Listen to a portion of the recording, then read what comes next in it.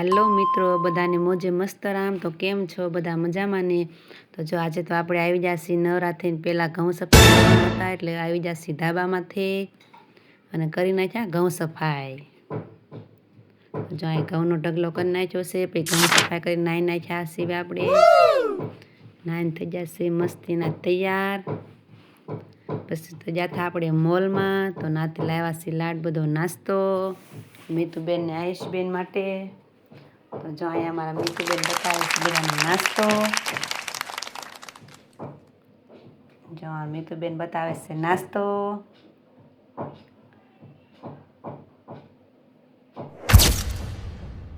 પછી તો ખાઈ નાખ્યું આપણે તરબૂચ। ખાઈ લીધું તરબૂચ, મારો રમી પણ ખાઈ લીધું તરબૂચ। પછી તો આવી જાય આપણે રોંઢા કરવા। વાગી ગયો 1, તો પછી જમી લીધું આપણે બપોરનું। જમવામાં રીંગણા બટાટાનું શાક ને રોટલીની છાશ હતી। પછી આવી જાય આપણે રૂમમાં સૂવા માટે। આપણે તો સૂઈ કૂલર શરૂ કરીને।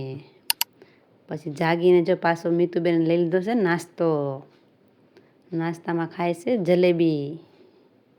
તમારા આયુષીબેન પણ જલેબી ખાય છે અહીંયા। ખાઈ લીધી જલેબી। પછી તો નાખવાનું તો આપણે માથામાં તેલ। પછી તો આપણે લઈ લીધું તેલ માથામાં નાખવા માટે। પછી તેલ નાખીને આવી જાય આપણે રસોઈ બનાવવા માટે। આપણે બનાવવાના હતા જ ઢોકળા।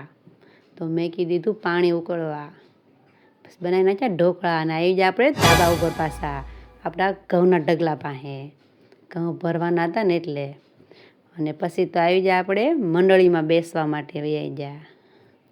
તો જ્યાં આયુષીબેનને બધા નાસ્તો કરે છે, પાછો નાસ્તો લઈ લીધો છે ખાવા માટે।